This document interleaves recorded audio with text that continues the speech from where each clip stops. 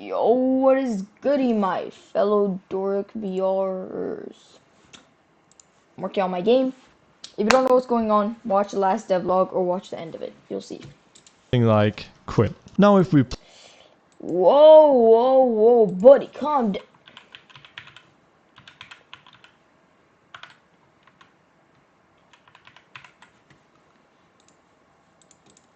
play the game, hover over and click a button, you can see that the message quit. Let me see. Buddy. Oh, buddy, don't get me started. Oh, buddy, don't get me started. Oh, buddy, don't get me started. Let me see.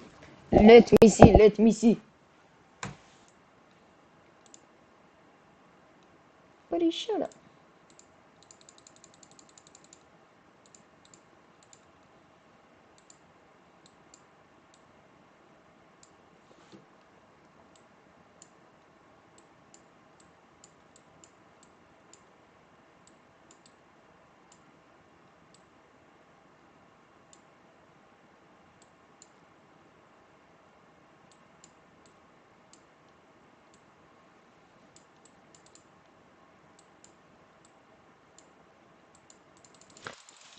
Oh, buddy, don't get me started.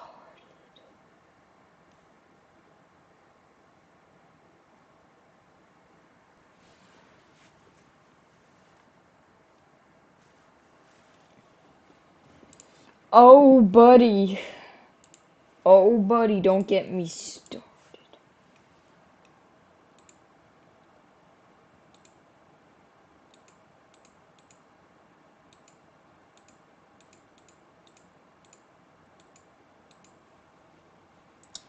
Dude.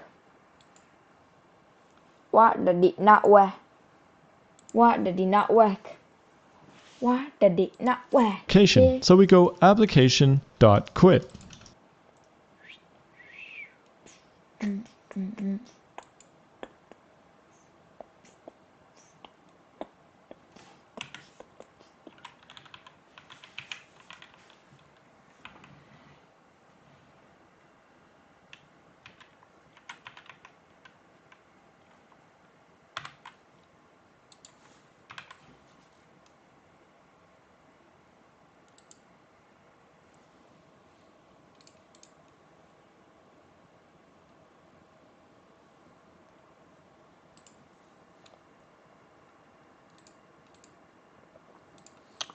Don't leave.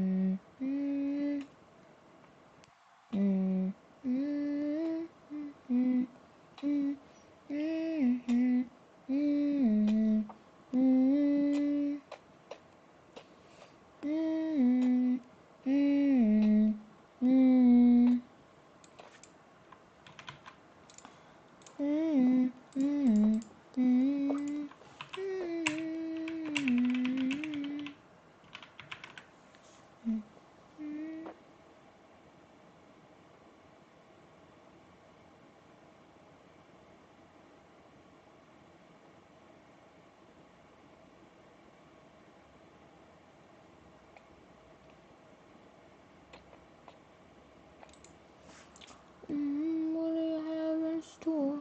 One life away, we can't explore. Play no more. This stuff can't ignore. Can't ignore you. I'm ready to break down the door, settle the score. Can't let you go away. I miss the smile on your face.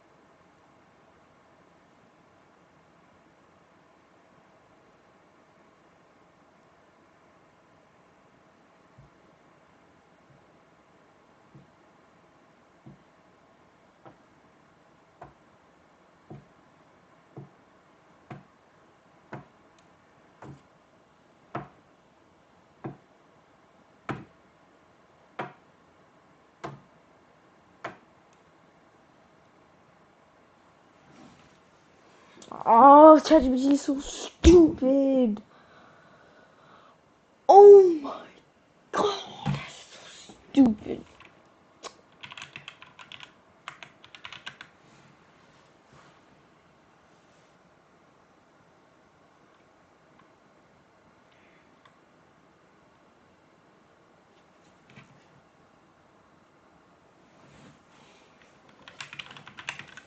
Need a quit handle.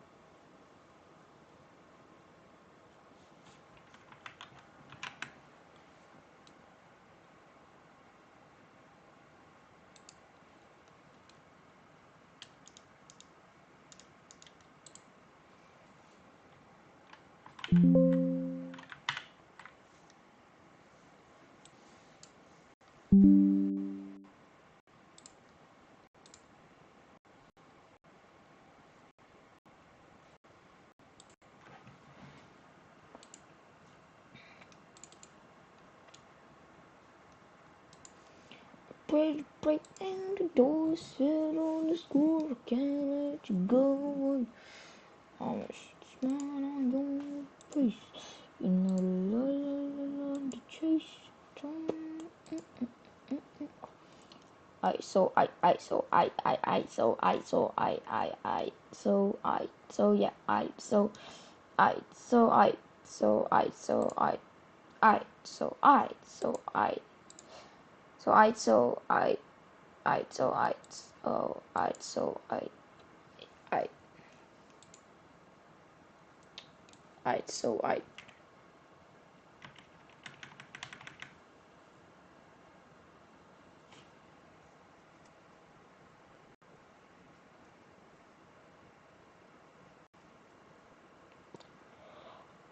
but it don't get me started.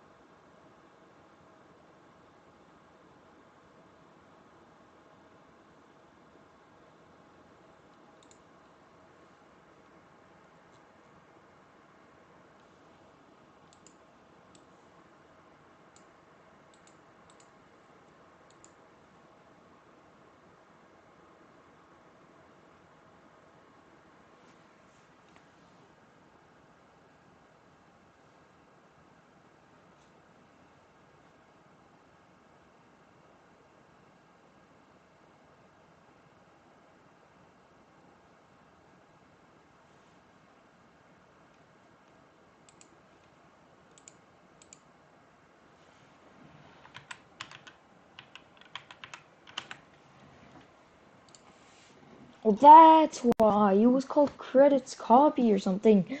And why was it called a credits copy, Unity? Huh? Huh? You little poo poo pee pee head.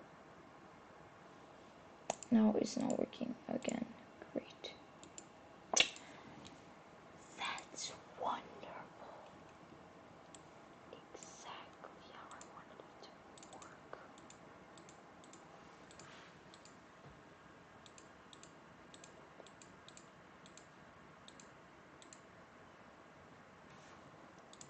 But don't get me started.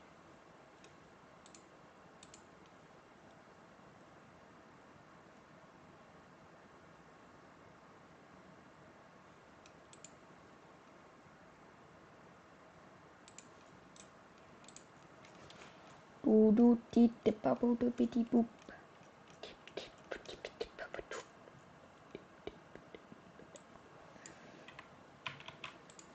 So that's that. Ooh. Sigma boy, that's Sigma boy. Damn. Damn. Damn, damn, damn, damn, damn. Damn, damn. Damn, damn. Damn, damn. Damn, damn. Damn, damn. Damn, damn. Damn, damn, damn. Damn, damn, damn. down, down, down, down, down, down, down, down, down, down. Down, down, down, down, down, down, down, down, down, down, down, down, down, down, down. Anyways.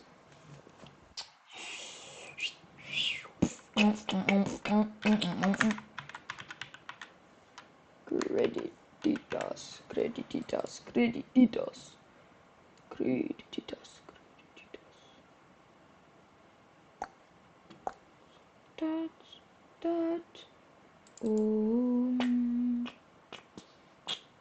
I just start doing beating that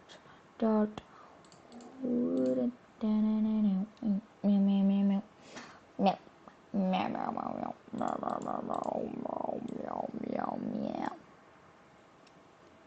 Sigma, Sigma, bye, Sigma, bye, Sigma, bye, Sigma, boy, Sigma, boy, Sigma, baba, boy, baba, boy, baba, boy, baba, boy. Whenever our button is clicked, it's going to notify what every object we put in here. And we're going to put the credits object because that's where our script is. Bro. Oh my. It's the credits object, not the credits script. That's why it didn't work. I'm stupid as it. But anyways, let me just try now. Let me try. Just let me try, buddy. Yeah, it works. Nah, bro, I'm just stupid as hell. Sitting, and as the function we want to call, we're going to go under credits, and in here you can see that there's no quit method. So instead we go into Visual Studio and we mark it as public. Now when we save, we should see that when we try and search for a function, it appears. So let's select that, and now every time we click this button, this quit button, everything inside of these two curly brackets will happen. And we only want something very simple. We want to quit the application. So we go application.quit. And we're not going to be able to see this happening because Unity won't actually quit the game when it's inside of Unity. Only when you export it will it actually close down the window. So we'll just throw a debug.log statement as well. Let's say something like quit. Now if we play the game, hover over and click our button, you can see that the message quit appears in the console. And it will do this every time we click that button. Of course, when we export the game, we'll only be able to click it once. Awesome. Now if you want, you can really easily take this scene and make it into a menu. To do that, we save it, and this one is going to be called credits. We then duplicate the credits scene. Credits, credits, credits, credits, credits, credit. What the Sigma is going on? Get into a menu. To do that, we save it, and this one is going to be Buddy.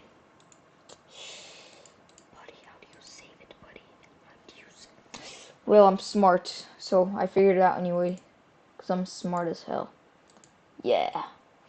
Yeah, I'm so smart, bro. Yeah, I'm so smart. Get him. I'm getting him. Ooh, file name. Credititas. Save. Perfect. be called credits. We then duplicate the credits scene, and let's rename this to something like menu or welcome screen. Let's We're finally doing the main menu. Yes. I've been waiting for this for so long. But then I spell it wrong.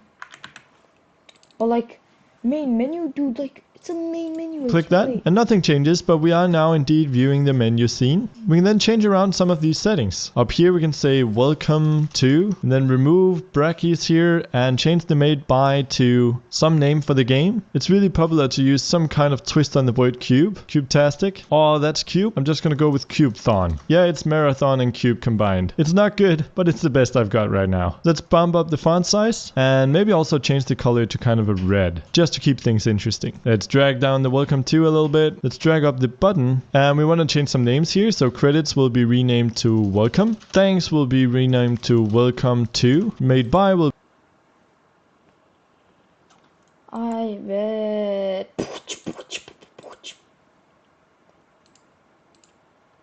I'm gonna name this 2.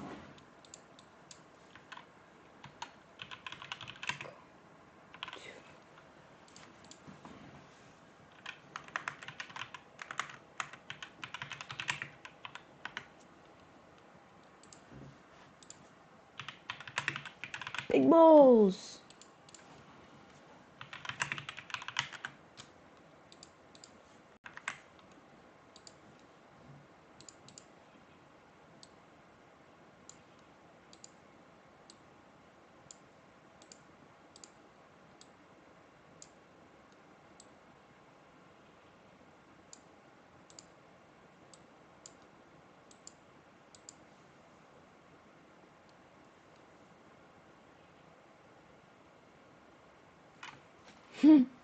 So good. Will be renamed to Cubethon, and the text of our button will be changed to Start. Let's take all of these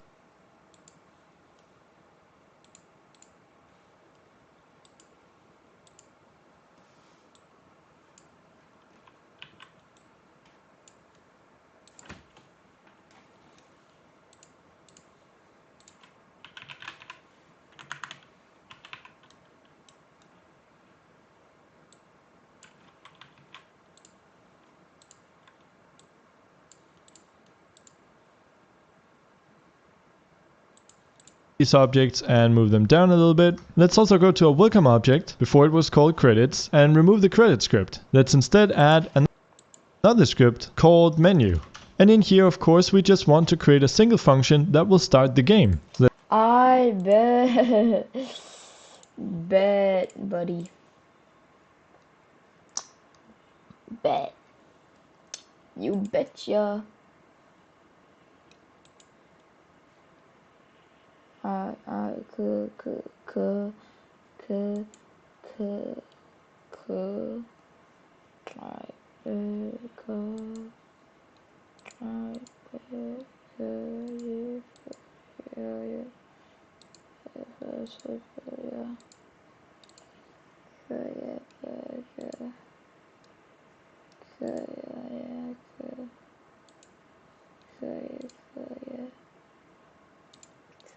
Oh, bro. Main. Oh yeah. Can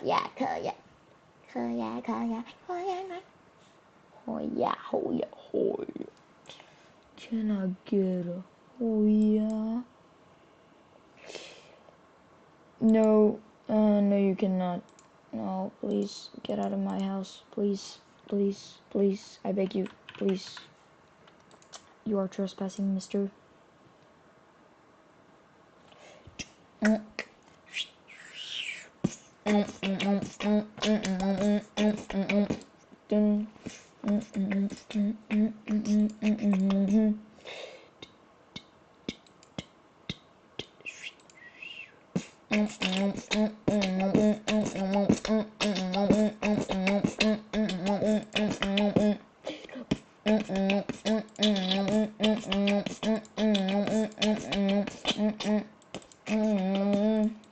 Let's open it, clean up, and let's create again a public void. And we can't call it start because that's a function already created by Unity. So let's call it start game. Then we want to load the next scene, so we'll be using Unity Engine .scene management like we've done before, and we want to write scene manager .load scene, and the scene we want to load is the next scene, so we want to get the current scene by going scene manager .get active scene, then .build index, and then +1. So first we're deleting these because we're not gonna really need those for the script at least. Could keep it, but hey, just to clean up, you know.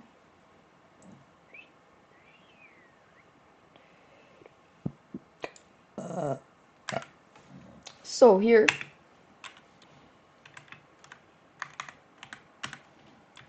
public void start game.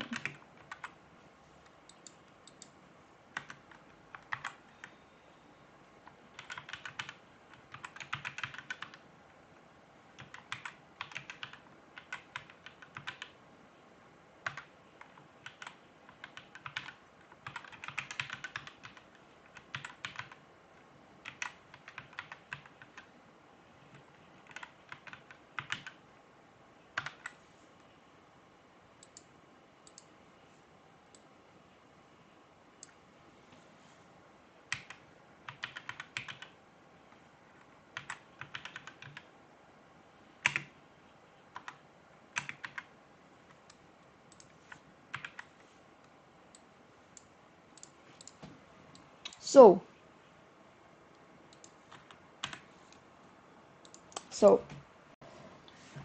public void start game.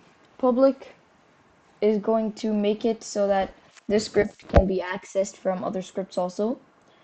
Void, forgot.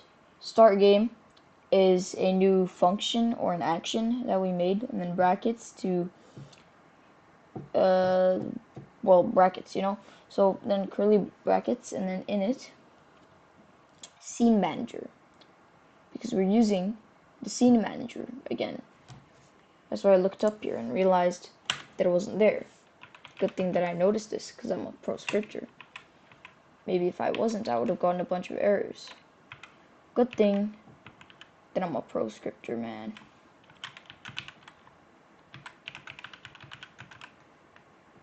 But, okay, now that we're using scene management also, dot load scene manager. So by using the scene manager to get access to all of the scenes, dot load scene, we're going to load a scene. Which scene? Brackets. Scene manager dot get active scene.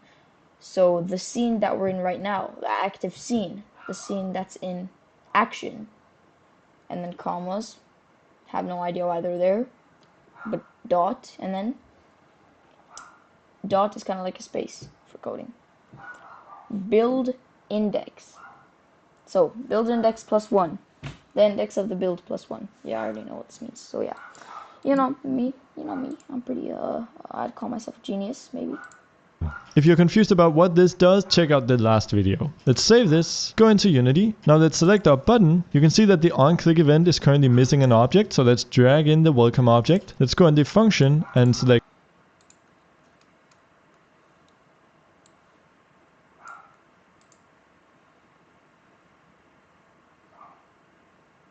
Start game. I'm so big brain. menu, start game. Now the last thing we need to do in order to string all this together is go to file, build settings, and add all of our scenes into the build. So let's start by adding the menu, and we want this to be on top because we want this to be the first scene that we see. Yeah.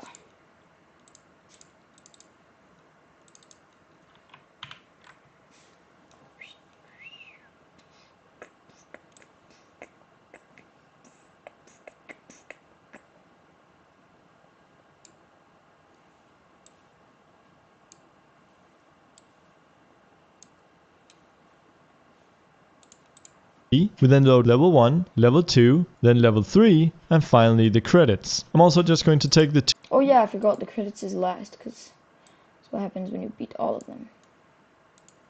two scripts here and drag them under the scripts folder, and that should actually be it. Our game should be fully playable with a menu screen, credits, and several levels. And if we're able to run this now, we're actually ready for the export phase. So let's hit play. It's going to say welcome to Cubethon. Let's select start to start the game. You can see I'm in here on the first level. That is really easy. It's going to say level complete. Go to the next level that is just a tiny bit harder. Again, level complete, and here comes the third level. And of course you can make these levels as challenging as you want. And finally, because we completed all the levels, it's going to say thanks for playing and some credits, and then we have the button quit here. When we click that, it's going to say quit, and if this was an actual application, it would close down. So that's pretty much it for this video and this series. You made it all the way through, congratulations on that, and congratulations on making your first step as a game developer. I decided to keep this video series pretty short so that most people would be able to complete it, but I definitely want to make more beginner-friendly videos. The new videos will just be on standalone subjects. I'm going to begin by making a video on exporting your game to different platforms, and we're going to use this as an example project. So definitely subscribe and stay tuned for more. So without further ado, thanks for watching, and I will see you in the next video. Thanks to all of the awesome Patreon supporters who donated in March, and a special thanks to Derek Heemskirk. Hello everyone, here are my top 10 Unity quick tips. They're all tricks that I personally use and love. Do know that the list here is in no particular order. Alright, so let's jump into it. Number 1. Tinting the editor while in play mode. Now most of you probably know just how annoying it is to make some changes to a game that you're really happy with, only to realize that you were in play mode the entire time and so your progress was lost. Well, that time has come to an end. If you select Edit, Preferences, and then Color, you can adjust the play mode tint. This makes the editor change color when you play the game, so you almost can't help but notice. Number 2. Color when you play the game, so this, and then color you can adjust the your progress was lost. only to realize that you were in play mode the entire time and so your progress was lost. Well, that time has come to an end. If you select Edit, Preferences and then Color, you can adjust the play mode tint. This makes the editor change color when you play the game, so you almost can't help but notice. Number 2. Snapping to the grid. A lot of people don't know that you can snap objects to the grid if you hold down Control while dragging on an object. In fact, you can also get a bunch of extra control by going Edit, Snap Settings. Here you can change the size of the grid on the different axes and even quickly snap the selected objects into position. Number 3. Locking the inspector. If you need to select something but you don't want your inspector to change away from what you are currently viewing, locking the inspector can be really handy. This is especially useful when adding multiple objects.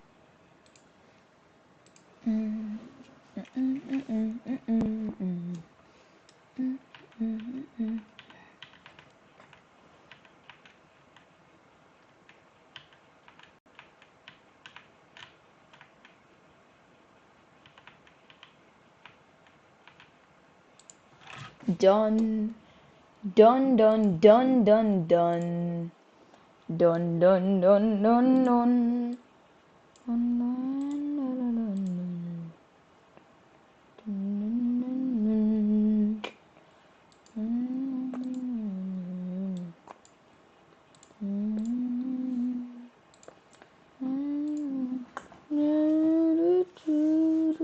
dun, dun. Dun,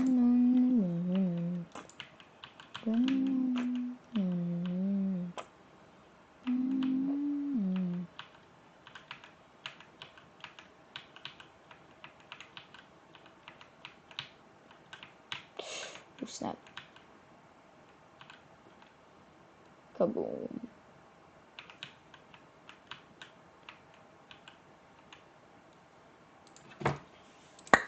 Kaboom. There goes your tab.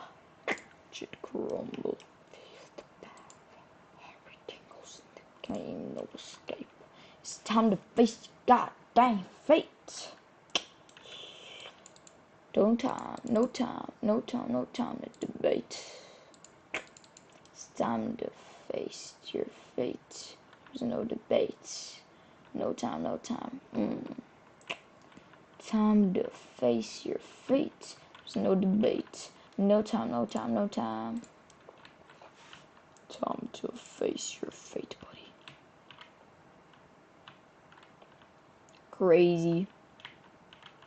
Crazy.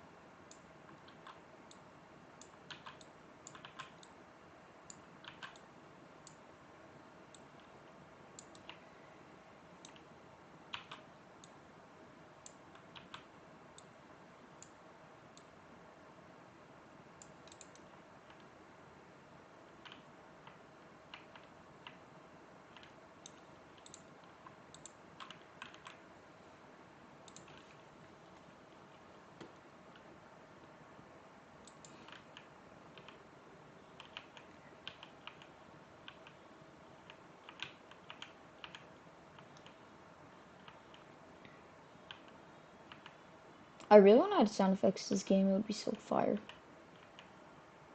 Damn.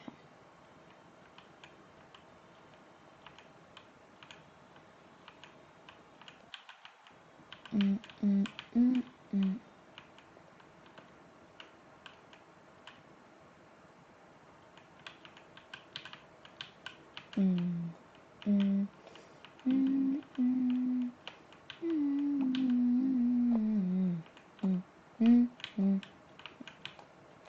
come on, bro.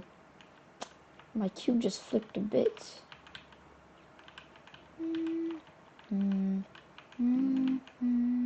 Come on. Level 2 is a bit too hard.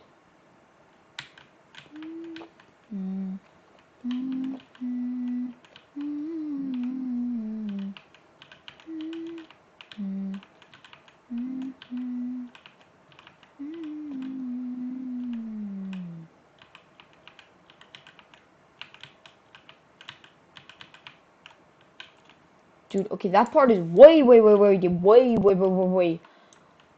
too damn hard, bro. This part's easy and all. This part, calm down with the circles, bro. It looks like this path is having a line of pimples, damn.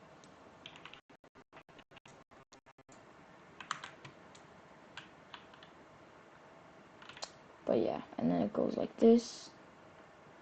Then it goes like this.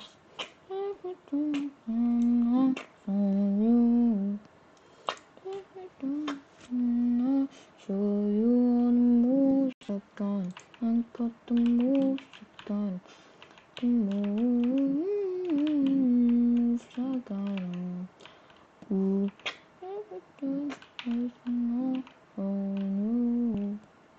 Take it to the bottom now. Show you all the moves I've done. Got the moves I've got. Moves I've got on. Ooh.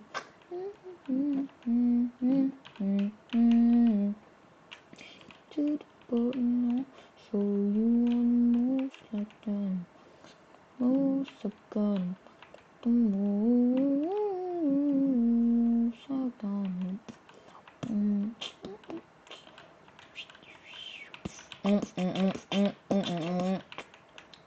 Yo, crazy how I just clutched so hard. Okay, this part's extremely hard. I gotta lock in. Oh crap, that part's extremely hard. Okay, wait. I want to see if I can actually beat that part without tweaking anything. Wow, that R is crazy. Yeah. Here we are. Tusen. Evet. Yo. Sigma boy.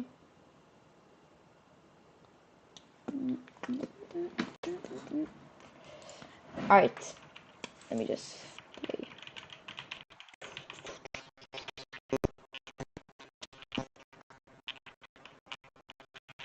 Yes. Perfect. Yeah, I'm so pro. No. Oh, the part's so hard. Level 2, I swear, it's like level 50 or something. Okay, let's just rename these. I'd say this is like level 20, bro. With how hard it is. Like, see, that's 15. But yeah, I don't even know if I can make, what, 18 levels in like... well, it doesn't really matter. I can spend as much time as I want, but like 18 levels, that's gonna take me weeks. Not weeks, I mean, if I spend not that much time on them, then yeah. But like, I love map designing, it's so fun. Oh, come on, bro. How do you add checkpoints? I wanna add checkpoints to this game. Or should I make this like a rage baiting game? A rage baiting game. That would be so Sigma. Yeah, I'm gonna make this like a really hard game that's everyone's gonna rage on. But like at first it's gonna be yellow ball move. I can't see anything. Okay. This part's easy. Maybe not. Come on. Okay, I can easily do this part if I'm locked in, so I gotta lock in. No more talking, buddy.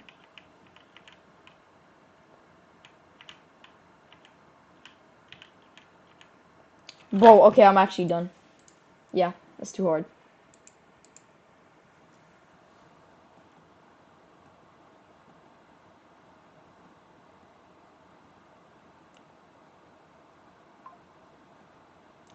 Ben bir tane arkadaşım seninle tanışmıştı. Herif çıldırdı tanışınca.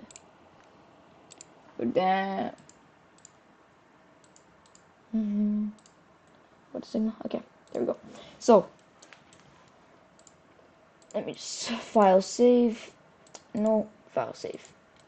Okay. Now, I want to finish level 2.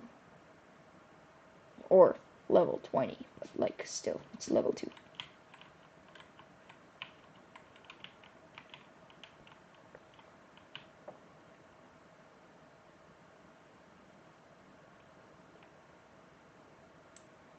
Okay, you know what? Yeah, I'll just add the end system here.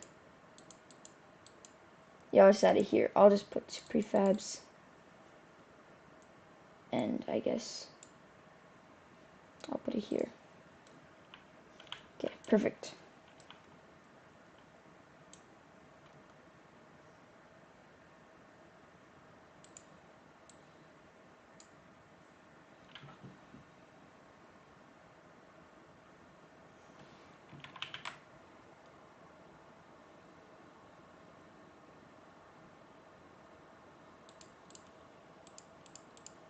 I bet we're done with that level now.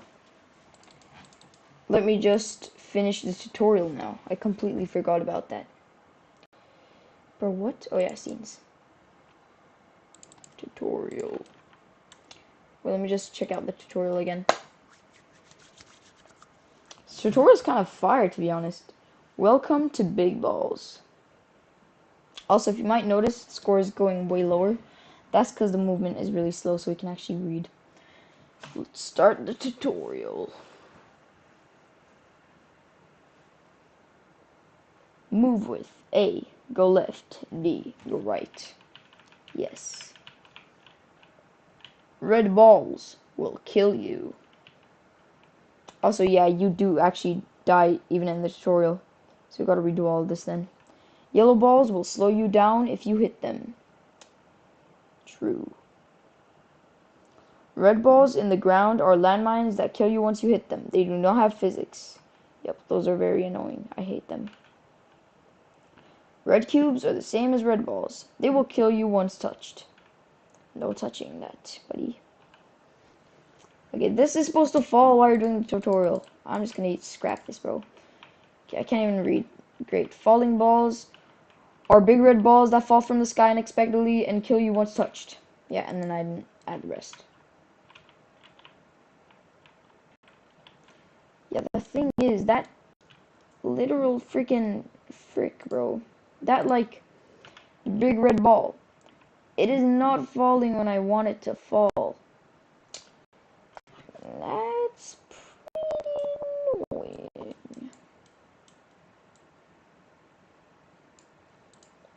Now let me see when it falls. Welcome to Big Balls.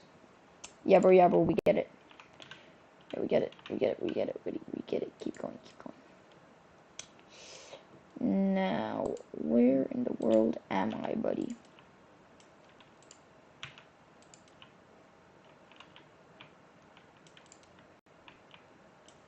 Where the sigma is the cube? Okay, we're still here. Good.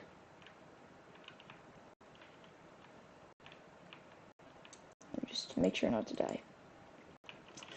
Tung tung sahur. Tung tung sahur. Okay, there we go. Tung tung tung tung tung tung tung tung tung. Did I die? No. Okay. Oh, I almost touched him. Just fell. Okay, so we're getting somewhere. We just gotta make it like 20,000.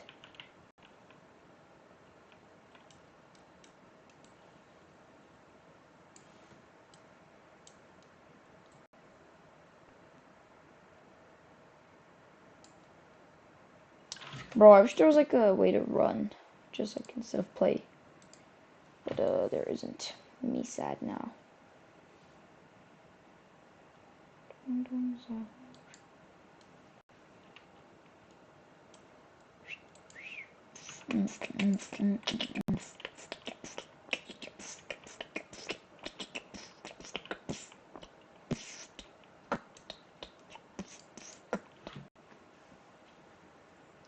Tung tung yeah.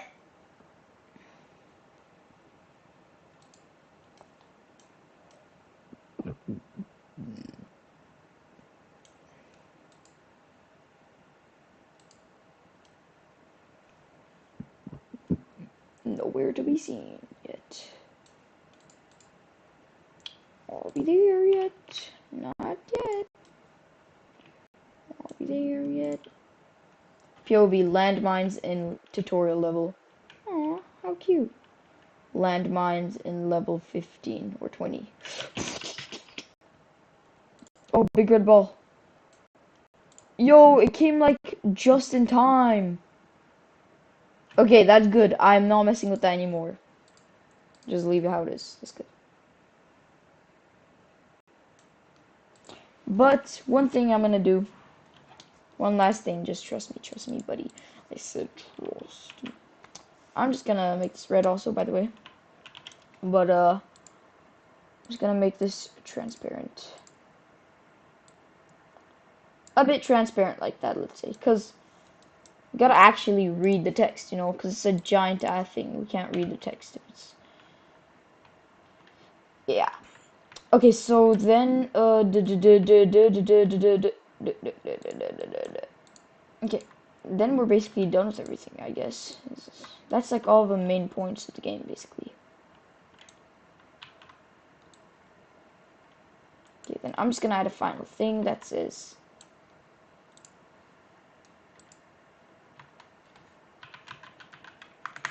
Have fun. Make sure to have fun and stay aware. Stay aware. You will learn from each death.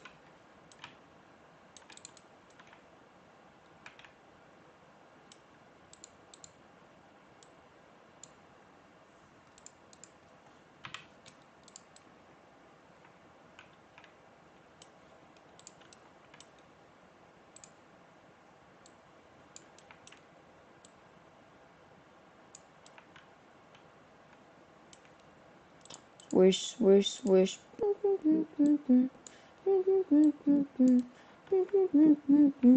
Tung tung tung sahur. Swish, swish, swish. Tung tung tung sahur. Damn, looks crazy. Thank you, thank you, thank you. Swish, swish, swish. Dun, dun, dun, dun. Alright, this game is gonna be so fire. Bro, I wanna publish on the App Store. So good. Alright, now, I'm just gonna test the full thing. The whole entire game. Starting from the main menu. Let's play. Alright, let's go. Full game. Welcome to... Let me just put these away because they're annoying, especially when I play testing. Welcome to Big Balls. You can exit, which works, just not in the editor. And then start. Tutorial. Welcome to Big Balls. Swish, swish, swish. Dun, dun, dun, dun. Let's start the tutorial. Swish, swish, swish. Dun, dun, dun, dun, dun. Move with A to go left and D to go right. Red balls will kill you. Yellow balls will slow you down if you hit them. Crazy. Red balls on the ground are landmines that kill you once you hit them. They do not have physics. I hate those little things. Red cubes are the same as red balls. They will kill you once touched. Don't touch those little guys. Falling balls are big red balls that fall from the sky unexpectedly and kill you once touched. Oh, there it is. Have fun. Make sure to have fun and stay aware. You will learn from each death. Now, level 1. Yep, we're in level 1. This level is really hard for level 1, trust me. This is not going to be level 1 at all. Actual level 1 is going to be like way easier than this. This is level 15, I'd say. So that huge ball gets me every time, bro. I keep forgetting that it's there. And then I remember, but then I forget. Alright. Oh yeah, I forgot.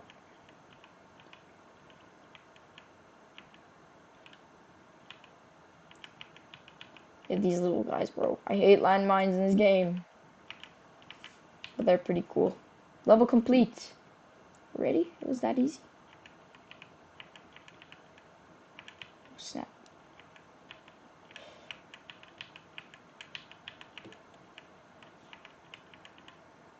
This is really hard. Damn. Stop. Bro, how am I ever supposed to beat this? I want to show you guys the credits, but I can't do that if I can't even beat my own game. Yeah, it's really hard. I don't even think anyone can actually beat this.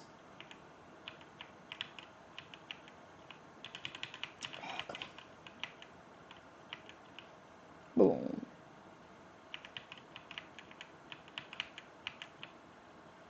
Ah! Well, yeah, it's pretty cool. Cool layout. Cool layout. But yeah, you know me. You know me, you know me. How do I make a new layout? Sigma boy. Get out of here, buddy. But yeah. One thing I really want to do, this is the most important thing ever in this game, saving progress. I don't want it to make you go to the tutorial each time you press start. Yeah, I really don't know how to do that. First, let's see how to make a high score. Hello everyone and welcome to this video on creating a high score for your game. In this video we're going to explore some simple techniques for storing data on your system. To do that we'll be using Unity's built-in player prefs, something that's pretty easy to use but can come in really handy. Alright, let's get started. So as you can see I've set up this test. How much does it cost to play?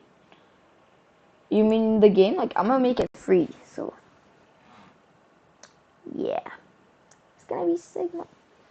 Scene with a few UI pieces. First off we have the roll dice button. Whenever we press this we want the number to change to a random number between 1 and 6. We also have the high score, which is going to display the largest number that we have so far. So whenever our score is... Hello everyone! I just can't believe how well my... In this video we're gonna have power-ups. In this video we'll have a look at how to create power-ups in Unity. Not much to say about that, so let's just jump into it. So when it comes to making a power-up, it can really be split up into 3 stages. First we have some kind of object that will register whenever our player gets near it. Then when he picks it up, we apply some kind of effect to our player. This could be making him bigger, give him more health, or give him a new gun. And then finally we create some cool particles and remove our power-up from this scene. Let's start by focusing on the first step. So as you can see, I have a scene here in Unity where we can move around our player. And the first thing that we want to do is create a power-up for him to pick up. Now you can really use any model here. I've created a simple one in Blender. So here it is in Unity. All we need to do is drag this into the scene. I'm going to focus on it in the scene view and I'm going to drag it down here. I also want to make sure to apply the proper materials, so I'll drag in. One of my favorite things to do in Unity is playing around with particles. For some reason I just keep having fun with it. So in this mega video we'll go over the entire particle system from beginning to end. Here are some timestamps if there's any particular feature you want to hear about. This video is sponsored by Udemy. Just in the particle system can use something we call modifiers. These make it possible to randomize properties or control them over the duration of the system. The modifiers are going to be different for each property, but one that's really good to know is random between two constants. As the name suggests, this allows you to have unity randomized between two values. Another one is curves, which gives you full control of a property over time. Now this module is also where you can add gravity to your particles. Also, before moving on, make sure to choose a simulation space. Here we decide if we want the particles to follow around the object or move independently. The emission module handles the creation of particles. Here we have three different types of emission to choose from: rate over time, rate over distance, and bursts. The first one, rate over time, simply affects how much time passes between each particle emission. This is probably one of the most used properties of the entire particle system. The second one can be used to define how far the object needs to move before another particle is emitted, especially useful for moving vehicles emitting smoke. Finally, you can set up bursts where you fire off a bunch of particles at once. I use this all the time for explosion-like effects. In the shape module, we choose the shape of the emitter. Work in much the same way. Great for effects like fire or lightning. Here you can simply create a light and drag it into the light slot. You can then control how big a portion of the particles should emit lights using the ratio. The other settings like use particle color and size effects range all determine whether or not you want the resulting light to be affected by the particle it's sitting on. If you check all of them, the look of the light will be a combination of the particle and the light, and if you don't check any of them, the light will just keep its values. Now the trails module can create a trail either from or between particles. The most important thing to remember here is that you need to create a trail material in order for it to render properly. The trail material is assigned in the renderer module. After this you can adjust width and control if your particle system is moving. In a previous video we created this scene using the... Wait, Dork, I gotta sleep when game comes out. I'll get it so fire. Thanks, bro. Yeah, good night. I also gotta sleep in a bit.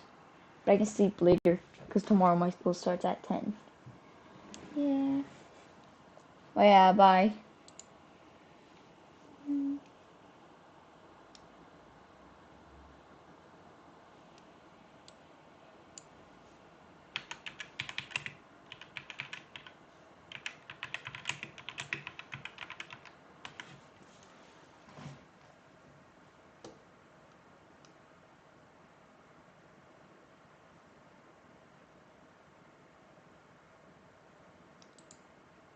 In a previous video we created this scene using the progressive light mapper. Now backlighting is great because it's very performant and allows for very detailed lighting. But if you want your objects and lights to move around,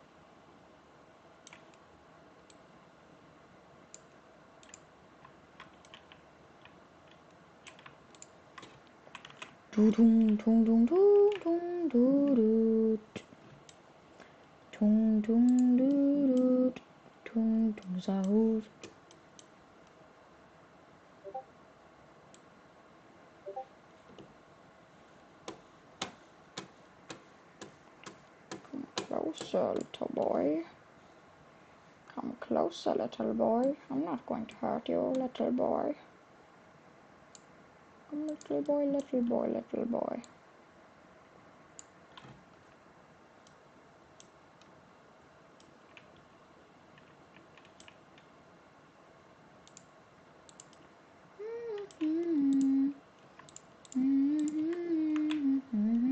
Let me test.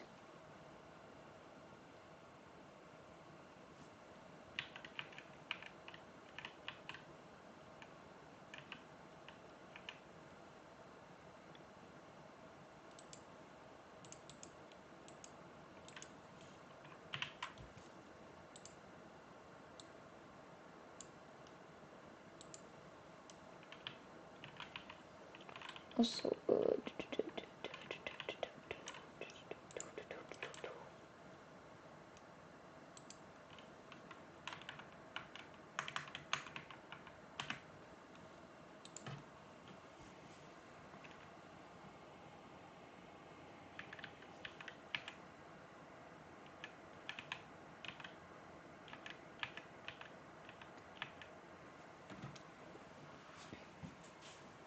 Oh, uh-oh. That's not supposed to be the whole game. Yeah. Yeah.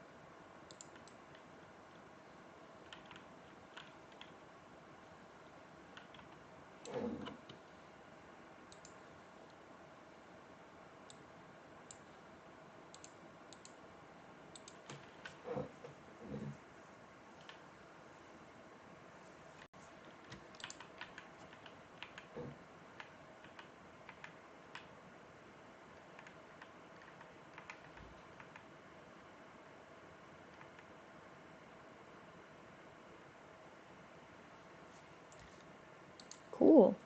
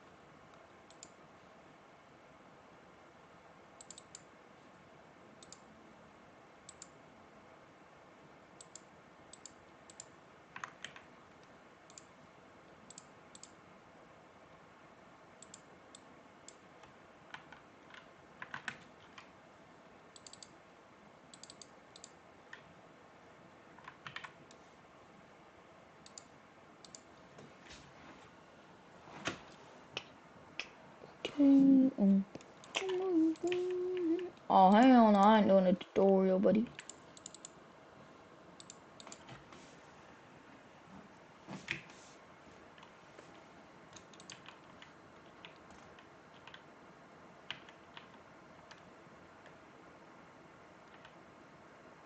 Perfect.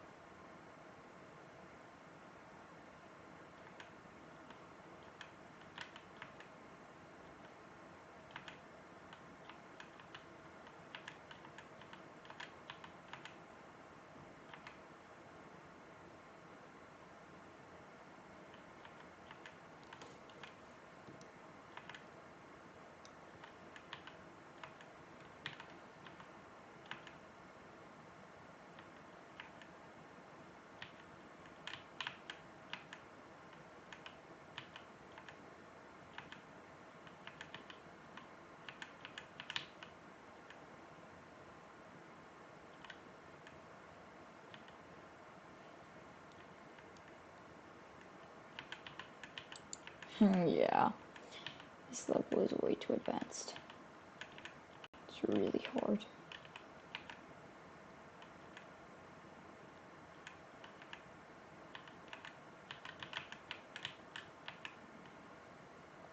Yeah. But yeah.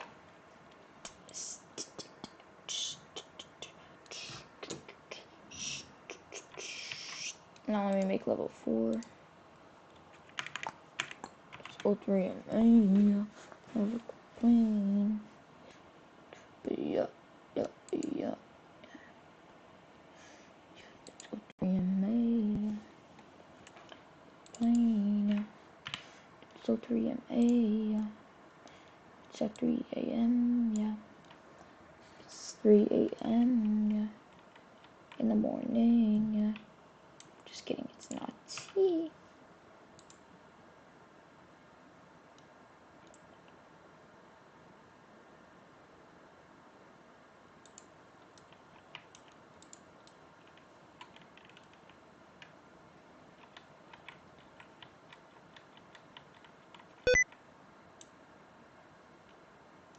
Oh no, what the freak?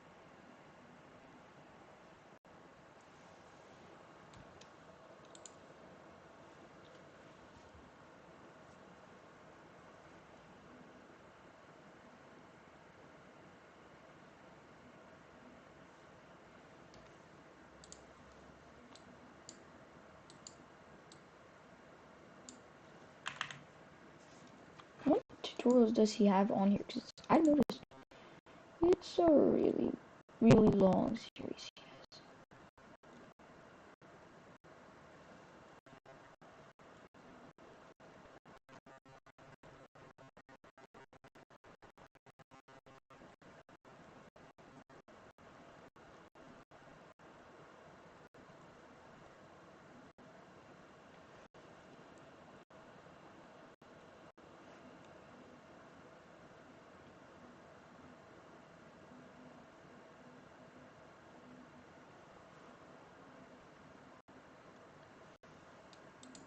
One of my favorite things to do in Unity. Here you can simply create a light and extend. You can use the multiplier to define on. It's up to you to have fun and experiment. And if you still have questions, I suggest you have a look at the documentation. It holds all the answers. Also, don't forget to check out Udemy and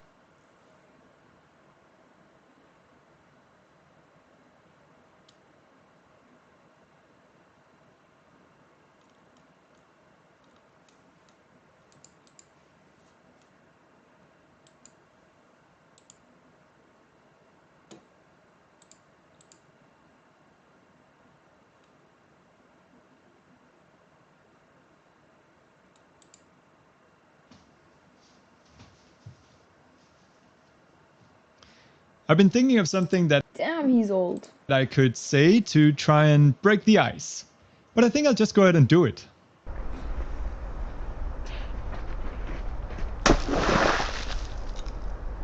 Alright, now that's out of the way. Hello everyone, it's been a while. I hope you've all been well. The last time we uploaded a video was over 3 years ago. And I think it's safe to say that a lot has happened since then, both in the world and in the game dev industry. Personally, I've been taking a break from video games. And to be honest, I wasn't really planning on making any new videos anytime soon. I think for a while that some of the harsh realities of the video game industry had taken away some of the joy that I used to feel when making games. From the lack of unionization in AAA to the real challenge of keeping an indie game studio afloat, I think there's an ever-increasing pressure on developers. As someone who started in the game dev space very young with simple and probably naive ideas of what it means to make video games, these realities simply took it out of me for a while. But recently that changed a bit. Not because I discovered some cure that will magically make these issues disappear, because unfortunately I haven't, and they won't. But simply because I saw something that made me excited about making games again. In fact, you could say that it's been a game changer, pun intended, and I know that a lot of you feel the same. I'm of course talking about open source. Let me explain. I've long been a huge fan of Blender. If you don't know, Blender is an incredibly powerful and now very popular 3D graphics tool. It has capabilities in modeling, sculpting, UV mapping, hugely powerful rendering, and the list just goes on. And the thing about Blender is that it's 100% free.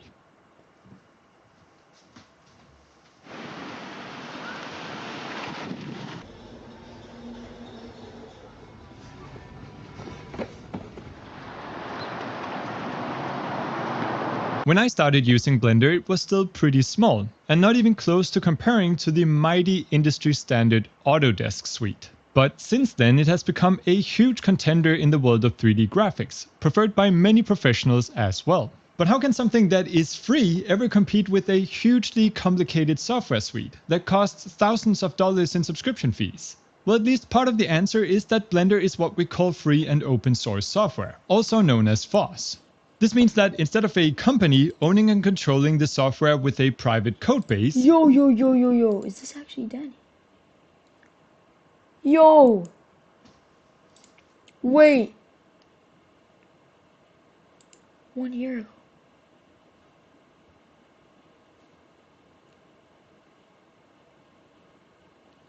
One year ago. 1 year ago. So... this is all fake. That was 3 years ago, but like... so 1 year ago, that means he's still on YouTube. And the most recent that I've seen is 1 year ago. Let's go, bro. Danny's alive. Look